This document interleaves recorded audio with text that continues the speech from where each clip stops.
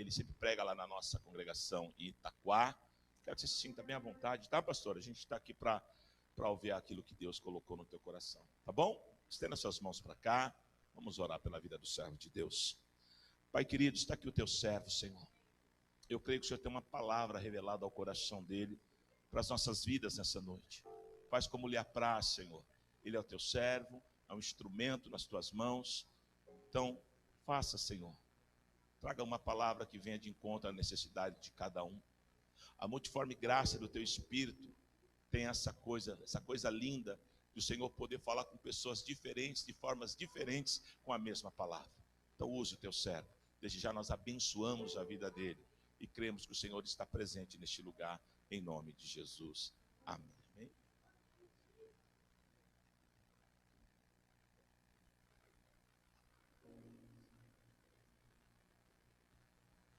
Meus irmãos, a paz do Senhor.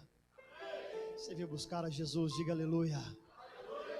Que bom estar nessa casa de oração, conhecendo, mais o rebanho de Cristo, que vai morar no céu. Logo quando eu cheguei, eu fiquei muito feliz, que eu me identifiquei com alguém ali na entrada, sem cabelo também, careca igual eu. Então, gente, a alegria de um careca é ver outro, viu, irmãos? Lá no fundo, lá, dá glória a Deus aí, varão. Deus abençoe sua vida. A gente, se tirar a barba, fica meio parecido, né? Deus abençoe poderosamente essa casa.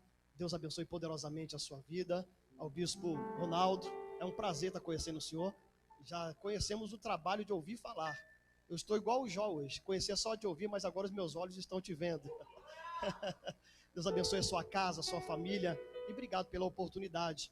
Eu trago um abraço ao meu pastor presidente Gilberto de Paula. Por onde eu passo, ele diz: leva um abraço ao servo da igreja, ao anjo da igreja. E se caso você não entregar eu descobrir, você entra no meu gabinete depois. Gabinete de pastor, quando ele diz assim: vem para o meu gabinete e fecha a porta, toma cuidado. Deus abençoe, obrigado, de coração.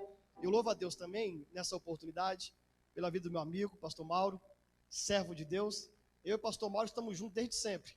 Crescemos juntos, viemos desse mundo podre juntos e Jesus nos salvou juntos. E vamos morar no céu juntos. Deus abençoe a sua casa também, meu pastor. Obrigado. Eu amo essa família, pastor, porque são pessoas de bem. São pessoas que eu conheço o trabalho do pastor Mauro hoje também como servo de Deus. E a gente tem visto o empenho dele ali em Itaquaquecetuba e aquilo que tem feito naquela rua Rio de Janeiro ali, né? Já alvo de Deus, é alvo de Deus o pastor Mauro. Deus abençoe a sua vida. Obrigado. E eu vi aqui também um magrelo, meu amigo também, está ali. Cadê o pastor Marcos? Levante sua mão, pastor Marcos. Eu amo de vocês de graça. Ele também, a sua família. Um beijo no seu coração, viu? Eu estou entre amigos aqui. E louvo a Deus, irmãos, por ser um homem muito feliz e ser casado com a mulher mais bonita do mundo. Está aqui a Fabiana, minha esposa. Foi essa mulher que Deus deu para andar do meu lado. Já são 23 anos de casados. E eu louvo a Deus por isso. Já temos 2 filhos, o Igor e a Ianca. A Ianca já é casada hoje.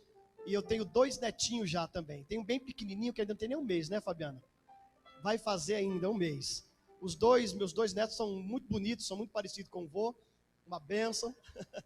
E eu louvo a Deus por eles. O meu filho Igor já tem 20 anos de idade. E por isso que eu louvo a Deus. Porque agora eu deixo todo mundo cuidando da sua vida. E a mulher bonita como essa, eu não deixo por aí. A gente sai por esse Brasil afora, pregando o evangelho, na maioria das vezes de carro, irmão. Sabe por quê? Às vezes o avião é muito rápido e carro a gente gosta de andar. Anda, para, brinca, conversa, namora, beija, dorme, fica e vai para a igreja e por aí vai afora. Isso é muito bom, né? Vale um glória a Deus por isso? Pega a sua Bíblia aí, pegue aí. Vai lá no evangelho que Mateus escreveu. Lá no capítulo de número 8. Louvado seja Deus pela sua vida, aos pastores dessa casa. Deus abençoe vocês poderosamente.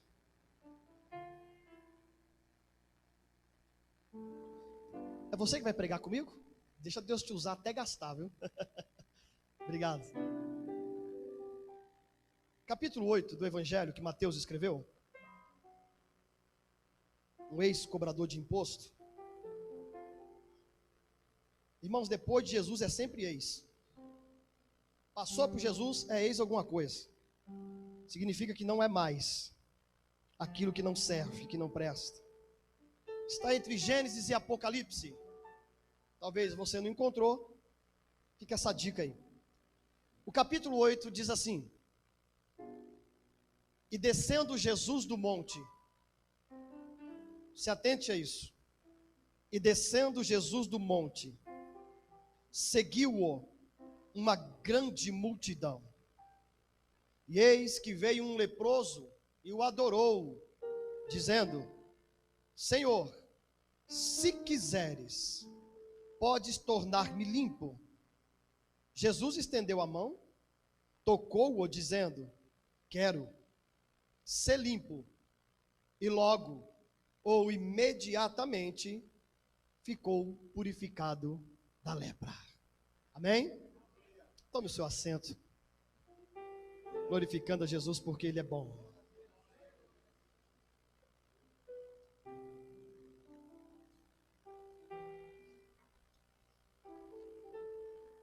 Eu vou construir uma história para que você entenda esses poucos versículos que acabamos de ler.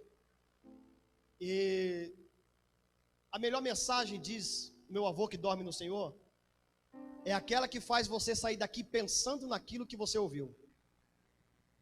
Porque quando você sai pensando, remoendo, isso faz sentido para você.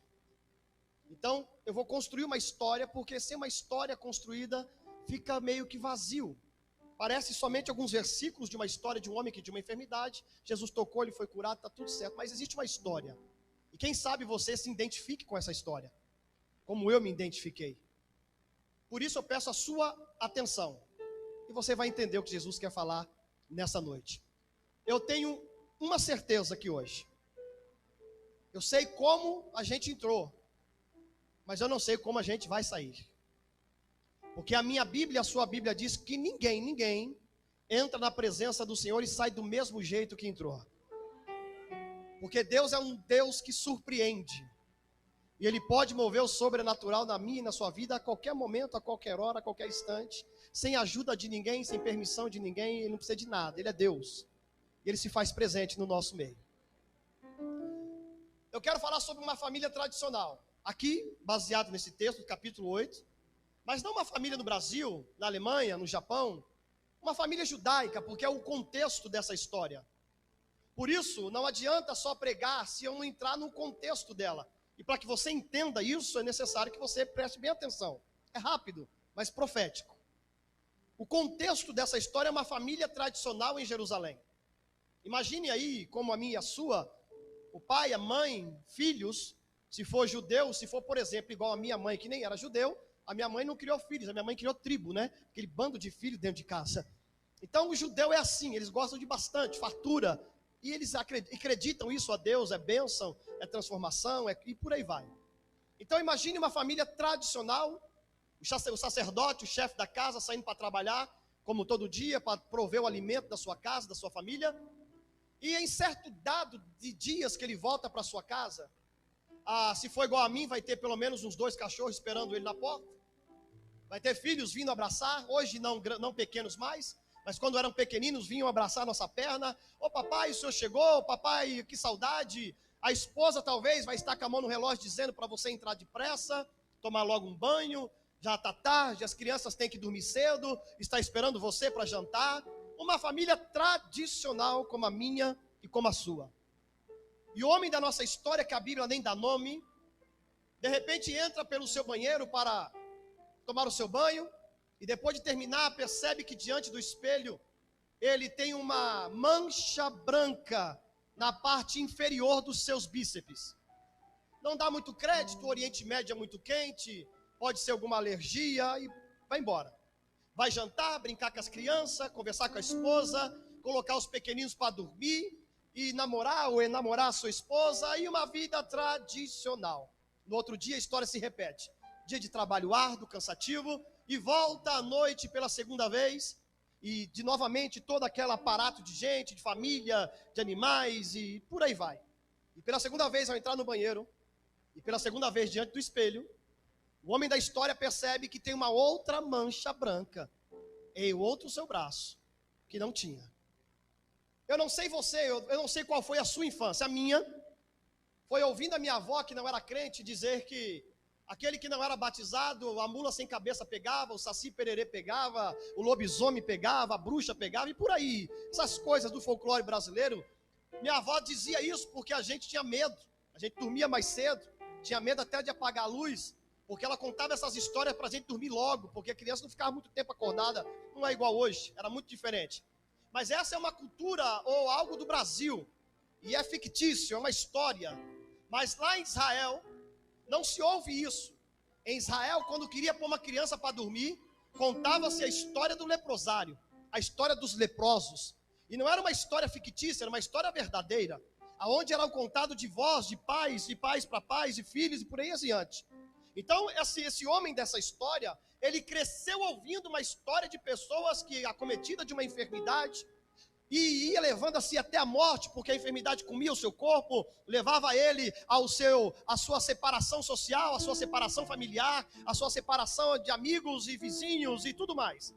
Então esse homem, ele está diante do espelho, percebendo que ele tem alguns sintomas parecidos com aqueles sintomas que ele ouviu dizer a vida inteira, que um homem que possivelmente tem uma doença chamada lepra, tem os sintomas.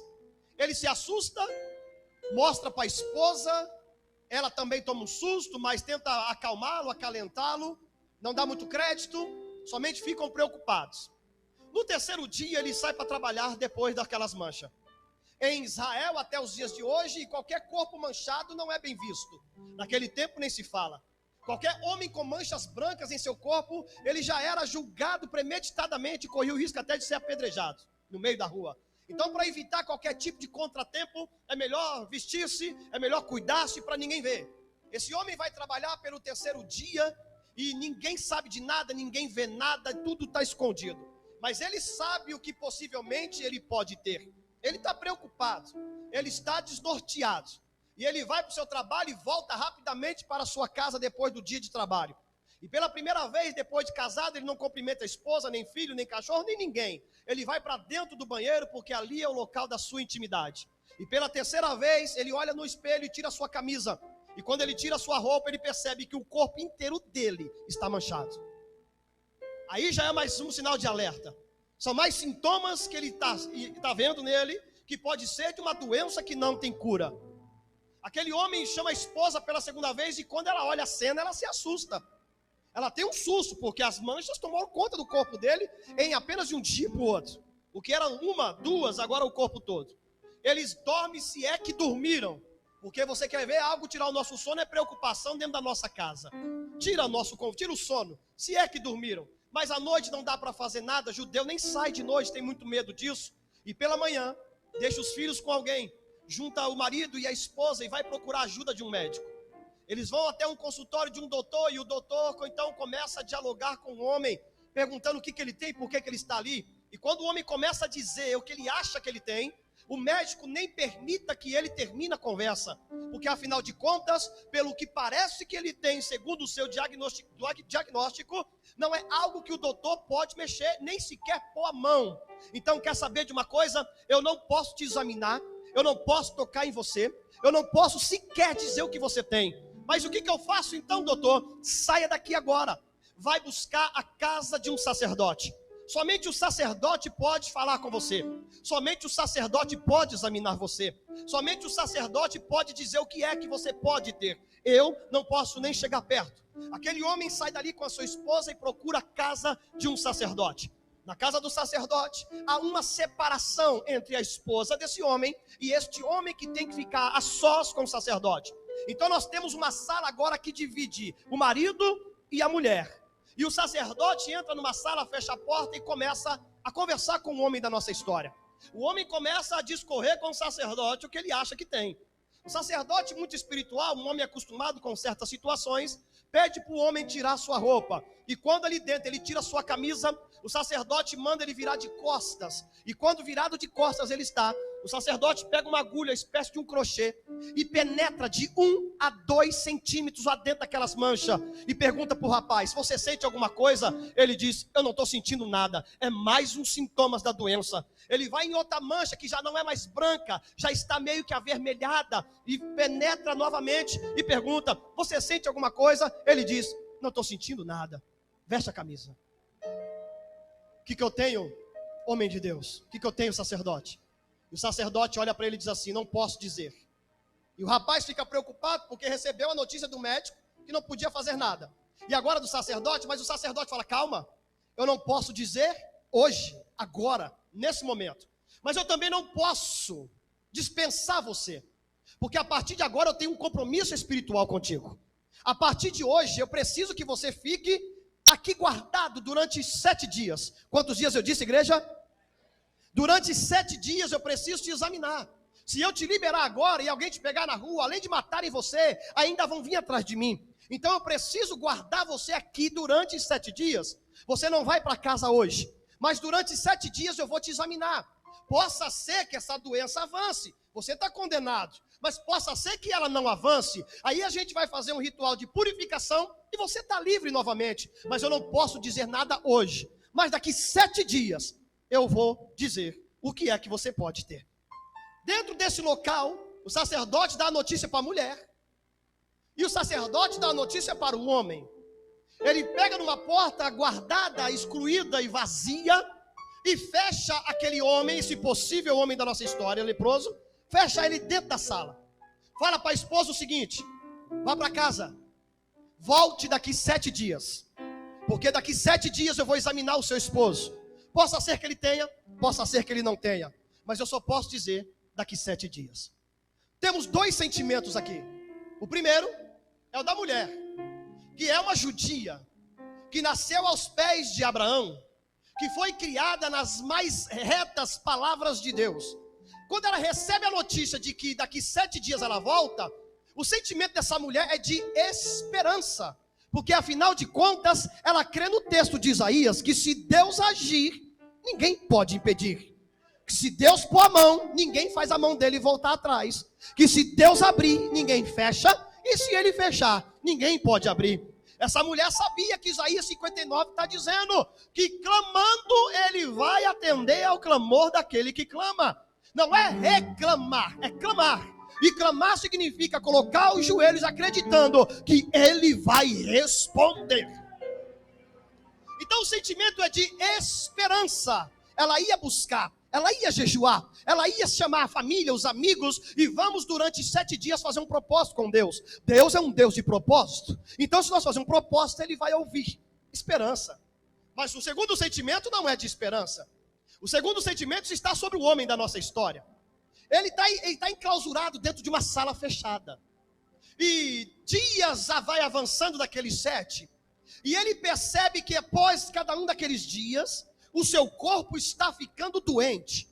Ele não precisa que ninguém diga para ele o que ele tem.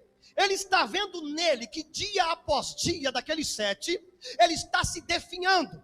As suas unhas estão caindo, a cartilagem da orelha está amolecendo, as unhas do pé já não sente nada, o calcanhar do pé não sente dor, o seu hálito é fétido, é horrível de se ver. Ele percebe que o seu olho está cansando, o seu nariz está flamejando, ele percebe que os seus dentes estão doloridos, ou seja, ele está tomado de uma enfermidade. Ele está vendo nele que ele está doente. O sentimento, sabe qual é? É em diante de uma doença que não tem cura, estou perdido. Não tem mais jeito, vou morrer.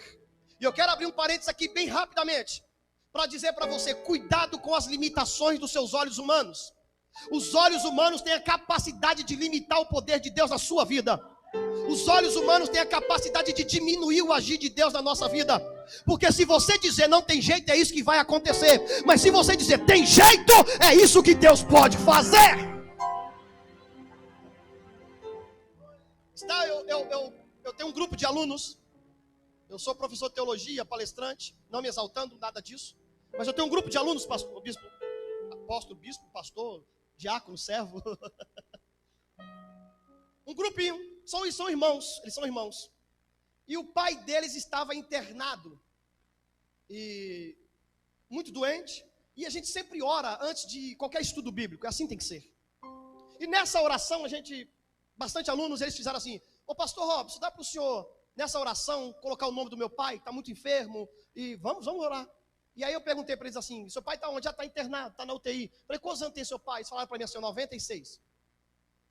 Estou falando de limitação dos olhos humanos. Por isso eu vou falar de mim primeiro. Quando eles falaram que o pai dele tinha 96, sabe qual foi a minha oração? Deus, faz a tua. Isso é limitar o poder de Deus.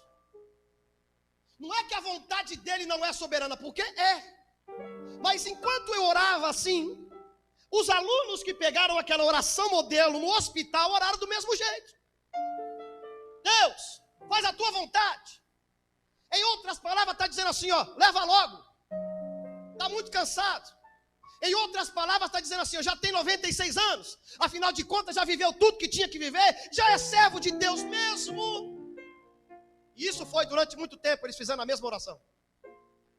Até que aquele homem muito debilitado, uma filha no estado do Ceará, daquele homem, recebe a notícia que o pai estava muito mal. E ela então veio ver o pai, que há muitos anos ela não via.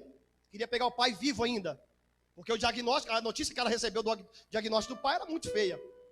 E ela chega no hospital em São Paulo, nem foi para casa, de viagem direto para o hospital.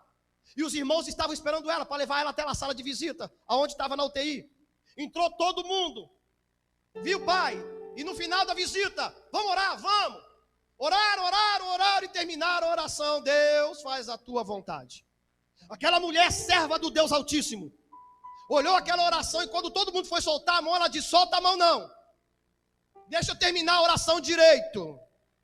Deus, faz a tua vontade mesmo. Mas se o Senhor quiser honrar a minha, eu quero tomar café com meu pai lá em casa. 4 dias depois, ela estava na cidade de Poá, tomando café com o pai dela na padaria. O Senhor falou de visão aqui. A visão que você determina da sua vida é aquilo que você vai viver. Enquanto você só vê obstáculo, é só obstáculo que vai ter. Enquanto seus olhos é só em Golias, Golias cresce cada vez mais. Mas quando você na sua limitação dizer, não vivo não mais eu, mas Cristo vive em mim, você vai ver o sobrenatural acontecer. Limitação dos olhos diminui o poder de Deus na sua vida. Isso tem que tomar muito cuidado. Esse homem está dizendo, não tem mais jeito.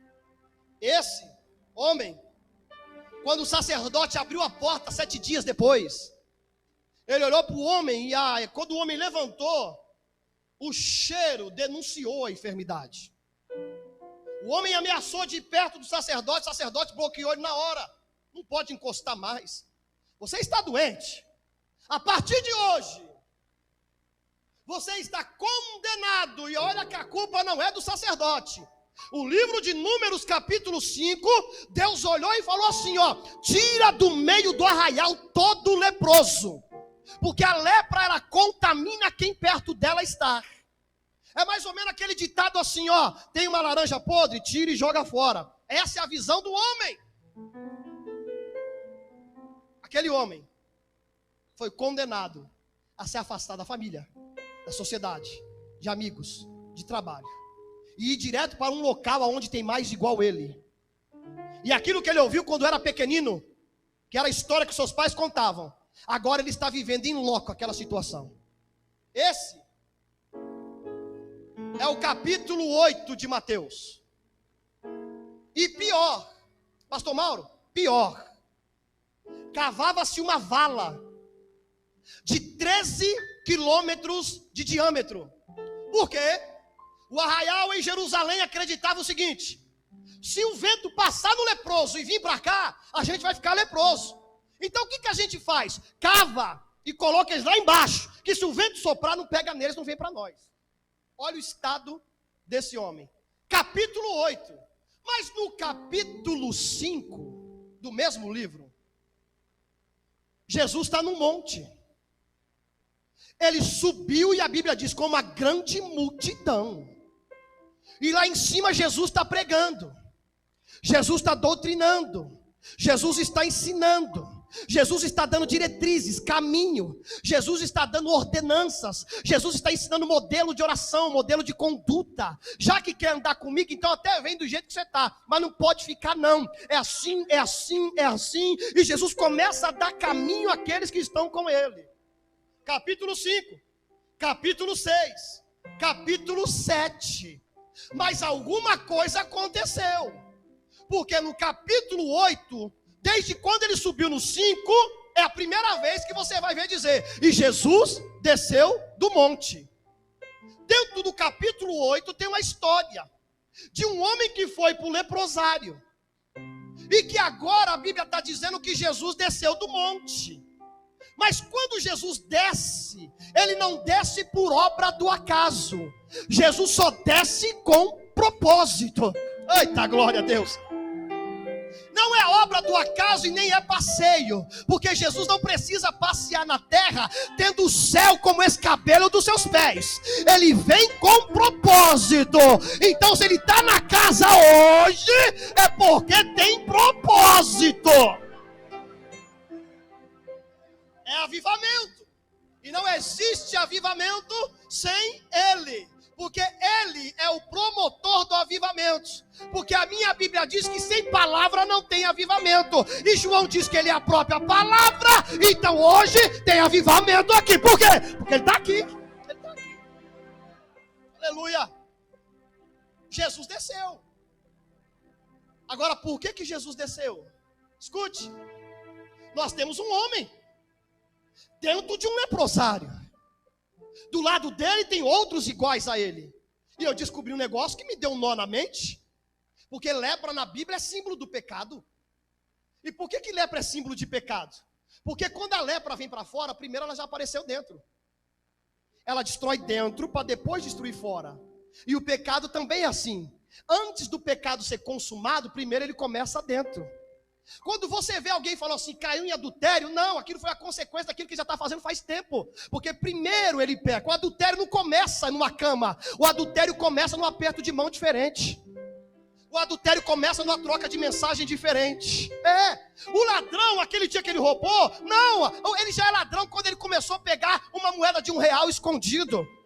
Nada começa no dia que acontece, porque sempre começa dentro para depois vir para fora. Por isso a lepra é símbolo do pecado. E a Bíblia diz que todo mundo pecou.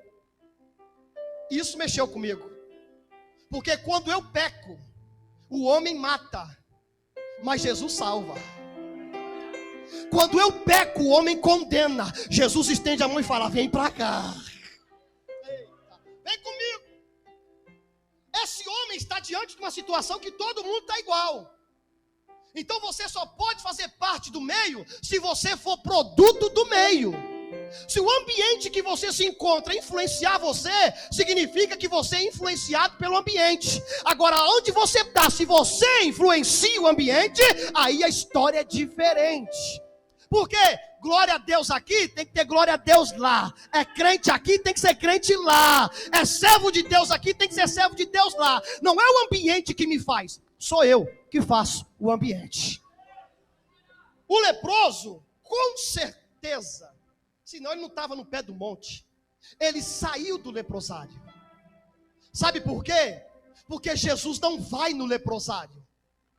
Porque sair do leprosário é uma condição que eu posso fazer. É algo que eu posso mudar. Sair do leprosário não é o problema. O leproso não podia ir lá em cima no monte. Mas aonde você não pode ir, Jesus vai percorrer esse caminho para você. Escute. Se o leproso saiu, vou dar trabalho para as câmeras aqui, tá? Se o leproso saiu, Jesus lá em cima está vendo uma coisa: tem alguém lá embaixo. Jesus para o culto lá em cima para começar um culto lá embaixo. Espera aí, deixa eu desmistificar o negócio. Você já viu que muita gente, talvez por falta de conhecimento ou talvez discernimento, diz que Deus quer adoração. Não, irmão, Deus não quer adoração coisa nenhuma. Lá no céu tem adoração. Deus quer o adorador. É que a adoração é o meio para você chegar perto dele. Lá tem adoração, irmão. Os anjos estão lá, santo, santo, santo, santo. Tem adoração. Ele não quer adoração, ele quer o adorador perto dele. A adoração é um meio para me chegar até ele. Assim como o dízimo. Presta um envelope para mim, por favor. Posso abrir um parênteses aqui? Ó, dízimo. A palavra dízimo significa no original máser. A palavra máser tem um significado no português, sabe qual? Aproximar-se dele. Deus não quer o dízimo, ele quer a aproximação do dizimista. Porque ninguém dizima assim, ó. Para dizimar tem que se achegar no altar. E quando você chega no altar, Deus fala: agora eu alcancei aquele quem eu queria. É o dízimo? Não, é o dizimista. Bate palma, bate palma, bate palma, é para ele.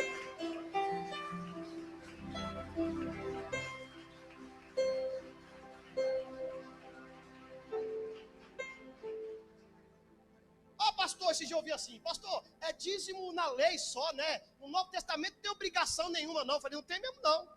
Você não é obrigado a nada, mas você tem que ser grato por alguma coisa. Isso é dízimo no Novo Testamento. Ele já fez, você é grato por isso, então faça a sua parte. Acabou, ponto final. E ó, se a gente for apertar mesmo o Novo Testamento, o dízimo é fichinha, porque no Novo é dividir em partes iguais, em todo mundo igual. E aí, você tem 2 carros, dá um para mim. Tem 2 casas, dá uma para mim, é assim que dá lá. Mas Deus é misericordioso, fala: seja grato, devolva aquilo que é para devolver e ponto final. Fecha parênteses, fecha parênteses. Irmãos, Jesus descendo, a multidão atrás, a Bíblia diz assim, ó.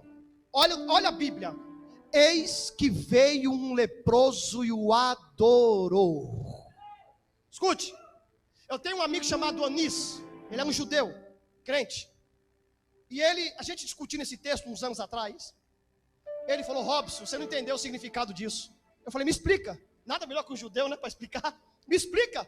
Ele falou assim, ó: embora estamos no Novo Testamento, nenhum homem judeu doente pode olhar no olho de outro sadio.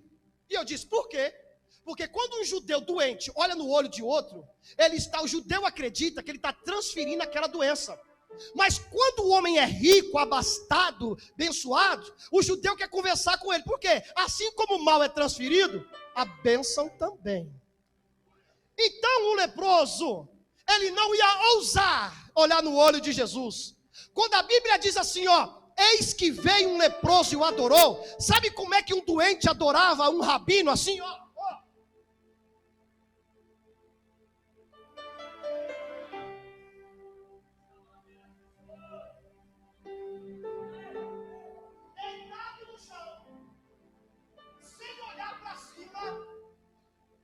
A Bíblia diz que o leproso está lá adorando. Jesus parou, a multidão parou atrás, porque já reconheceu quem é. A multidão se afasta, Jesus se aproxima, aleluia. E o leproso está no chão. E a Bíblia completa que além dele adorar, ele disse assim, ó: Senhor, se tu quiser, o Senhor pode me limpar. Pega a sua Bíblia. Deixa-me te falar o que é adoração. Salmo 146.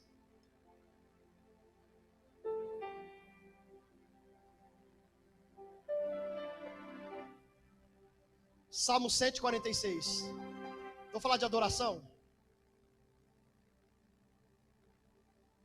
Deus não está buscando adoradores, Ele está buscando verdadeiros. Achou o Salmo 146? À medida que eu vou te falando, você vai acompanhando na sua Bíblia. Marque isso depois na sua praia. Você vai decorar, que eu sei. E aí no final, se você compreendeu o que você leu, você glorifica o Deus de Israel. Mas olha o que está aí falando de adoração. A primeira frase do Salmo 146. Louvai ao. A última frase do último verso do Salmo 146. Louvai ao. A primeira frase do Salmo 147. Louvai ao. A última frase do último verso do Salmo 147. Louvai ao. A primeira frase do Salmo 148. Louvai ao. A última frase do último verso do Salmo 148. Louvai ao. Louvai ao. A primeira frase do Salmo 149. Louvai ao. A última frase do último verso do Salmo 149. Louvai ao. Todo o Salmo 150 diz para você louvar ao. E no verso 6 ele completa: todo ser que respira, que está vivo, louve ao. Eu não entrei dentro de um cemitério, irmão. Senão não era para ter glória a Deus mesmo, não. Mas você está respirando aí, tá ou não tá? A mão pode mexer, a mão pode.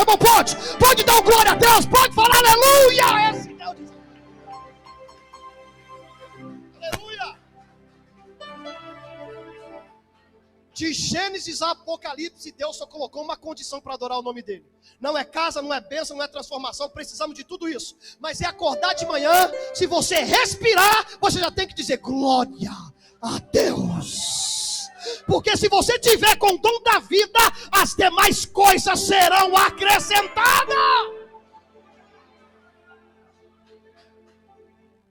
Irmãos, Senhor, se tu quiser, presta atenção. Aqui no Brasil é assim, não tem nada a ver isso, mas em Israel, se você chegar diante de dois homens que são senhores, e no meio da rua dizer assim, ó, Senhor, você ofende um. Se falar Senhor para o outro, você ofende o outro. Para evitar de ofensa, houve uma proibição. Qual? Não se chama mais nenhum rabino de Senhor no meio da rua, só dentro do templo. Jesus está no meio da rua, tem uma multidão atrás dele, o leproso está dizendo, Senhor, sabe o que significa? No meio da rua, o Senhor é acima de qualquer um que está aqui perto da gente. O homem está dizendo assim, ó, Senhor, no meio dessa multidão aqui, ninguém é igual ao Senhor. Jesus está quieto, porque ele gosta de ser adorado. O homem está no chão, Senhor, não é o que eu quero, é o que o Senhor quer. Não é eu que mando, é o Senhor que manda. Mas se o Senhor quiser, não há impossível para ti, eu sei. O Senhor pode me curar. E Jesus lança a palavra. Eu quero. Ele diz o quê? Eu quero. Ele diz o quê, igreja? Quem é que pode fazer essa palavra voltar atrás? Ele dizendo, eu quero. Aquele rapaz de boné branco, do lado dele tem uma moça, que estão juntos. Ele está de jaqueta preta, boné branco com um negocinho vermelho, do lado uma obreira aqui no meio que está olhando para trás. Olhe para frente aqui. Olhe para mim, todo mundo para frente. Isso, aquele rapaz ali de boné branco agora. Levanta a mão. Isso, senhor. Do lado seu, levanta a mão a moça, por favor. Isso. Escute o que eu vou lhe dizer e leve para casa hoje. Fica as duas mãos levantadas, os dois. A palavra de Deus é a seguinte. Eu quero. E o eu quero de Deus, ponto final depois dele. Ele disse, nada passará sem o meu quero agir na tua vida.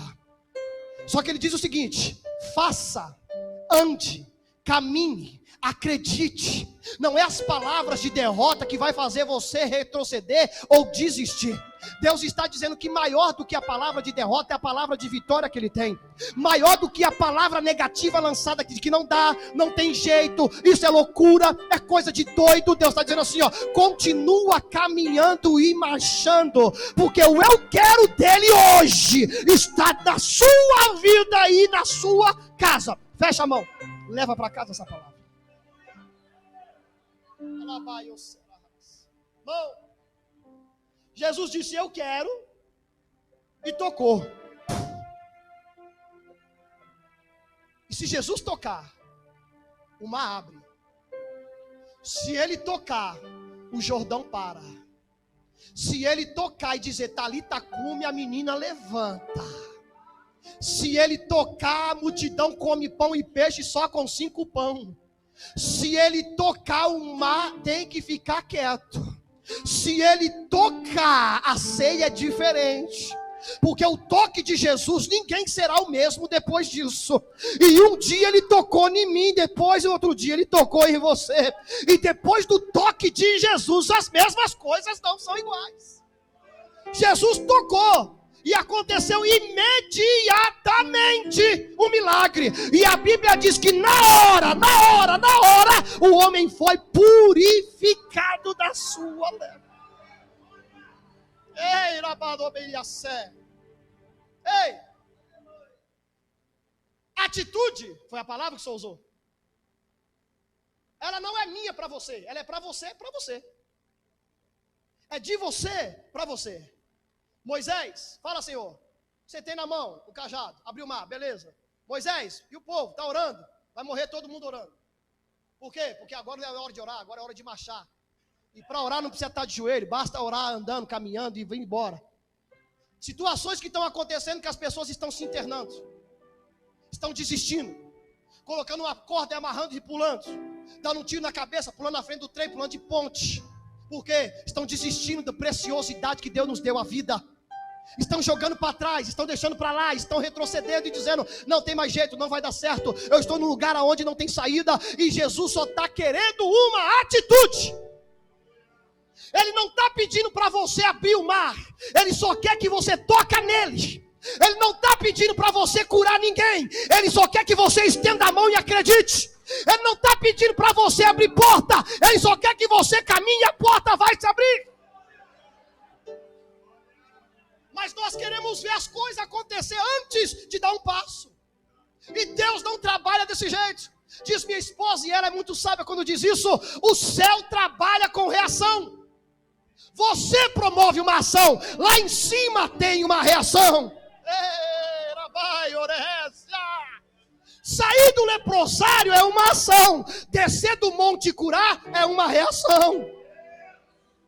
Mas você entra na casa dos irmãos, viaja esse Brasil inteiro, e você vê crentes desanimados, destruídos. Estão na igreja, eles congregam, eles dizimam, eles ofertam, tomam ceia, mas não acreditam em nada que a Bíblia diz. Estão desacreditados. E você diz: vamos, ele fala: não aguento mais, não tenho força.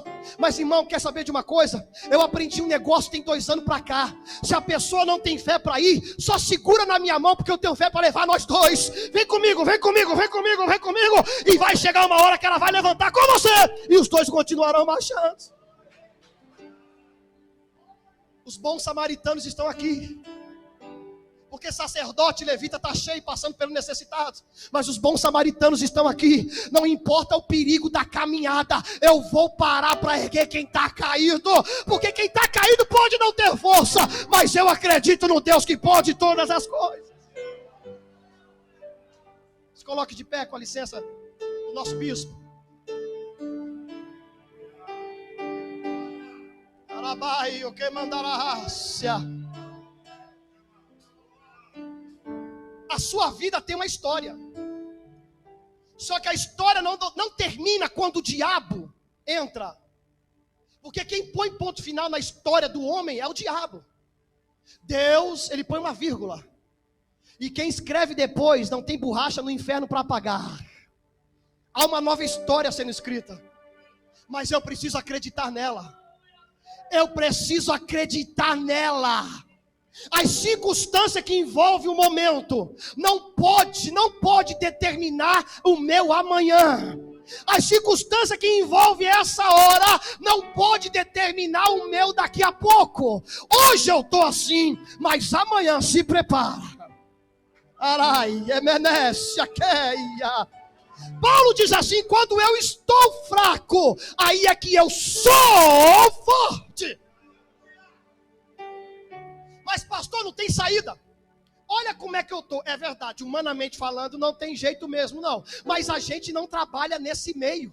O crente não trabalha nessa ótica. Ele vai pisando e acreditando. Ó, cada passo que eu dou é um chão que aparece. Cada passo que eu dou é um chão que aparece. Cada passo que eu dou é um chão que aparece. Mas tem gente assim. Será que tem chão mesmo para pisar? Aí o céu se cala. Mova uma situação na sua história. Saia da zona de conforto. Tome uma atitude e se prepare para viver coisa nova. Quem quer coisa nova? Quem quer viver uma história diferente? Ei! Eu sou amante de coach. PNL, eu gosto. E é muito bom, é bom mesmo. Te dá um ânimo, né? Ah, dá. Ela vai levar a sua empresa lá para cima, vai tirar o seu coração daquela coisa de desacreditar e dizer que não dá certo, para dizer eu acredito e dá certo. Só que veja bem, nada se compara a ele dizendo: eu sou o caminho, eu sou a verdade, eu sou a vida. Você pode ser um bom psicólogo, mas psicologia não salva ninguém. Você pode ser um bom coach, mas coach não leva ninguém para o céu. Você pode ser um bom palestrante, mas não salva a vida de ninguém. Mas Jesus, irmão,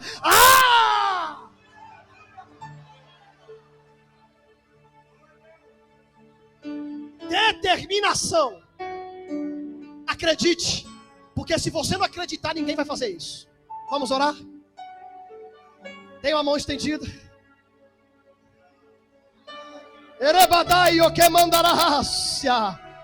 Há uma atmosfera aqui, porque Jesus, ele já está aqui faz tempo, irmão. Jesus já está na casa faz tempo. Tem gente em casa assistindo também.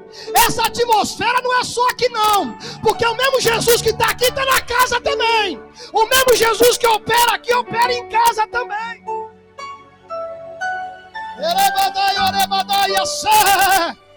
Cadê os crentes que oram? Cadê os crentes que oram? Enquanto você dá glória a Deus, Jesus passa na casa. Enquanto você dá aleluia, Jesus passa do teu lado.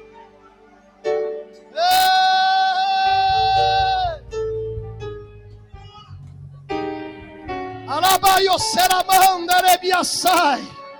Oribadaia calamandoria raça.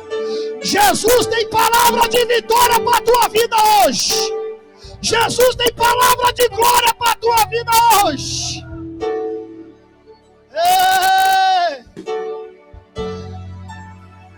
Ei! Alabai oreha. Quer ver? Segura. Ó. Eu não posso levar para casa porque eu já tive muito problema com isso. Aquele rapaz de preto com as letras amarelas. Isso. Terminou não. Se não fosse o choro de Ana, não existia Samuel. E quem colocou a mão no ventre de Ana para ela não engravidar foi o próprio Deus. Existem situações que a gente não entende e acredita a parte negativa disso, aquilo. Deus está dizendo, se ele tiver no negócio, o diabo não põe a mão. E ele manda te dizer, acredite, porque o momento da dificuldade ele passa. O choro ele passa, a noite ela passa, o vento vem e vai embora. E permanece a palavra de Deus. Ele só diz para você, não volte nem um passo. Nem um passo. Porque ele já sabe da capacidade que você tem de avançar.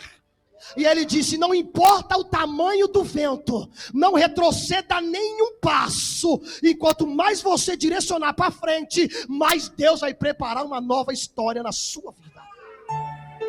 Não volte. Ei! Jesus está na casa. Ei!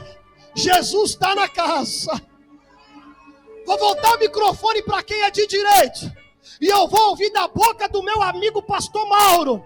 O pastor que me recepcionou lá fora. Lá, meu amigo lá embaixo. Isso. Ó, hoje ainda é quarta-feira. Nós temos quarta, amanhã, quinta, sexta e sábado. Olha que problema que Deus me arrumou aqui agora. Sábado, esse próximo. Você vai ser impactado com a mão de Deus na sua vida. Escute. O livramento, a gente recebe todo dia livramento. Mas às vezes a gente nem vê. A gente nem vê. Mas esse que Jesus vai te dar, você vai ver ele diante dos seus olhos. Jesus está dizendo que o livramento vai vir diante dos seus olhos. E aí você vai entender o amor de Deus na sua vida. Bate palma, bate palma!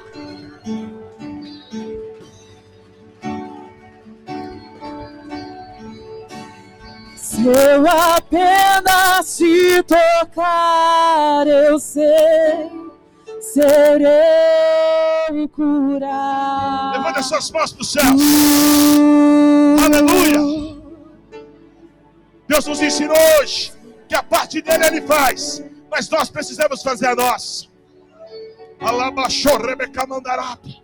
Adore, adore, levante as suas mãos. Vamos adorar a Deus. Essa palavra, ela já está nas nossas entranhas, eu creio. Se eu apenas te tocar, aleluia, um milagre viverei em minha vida.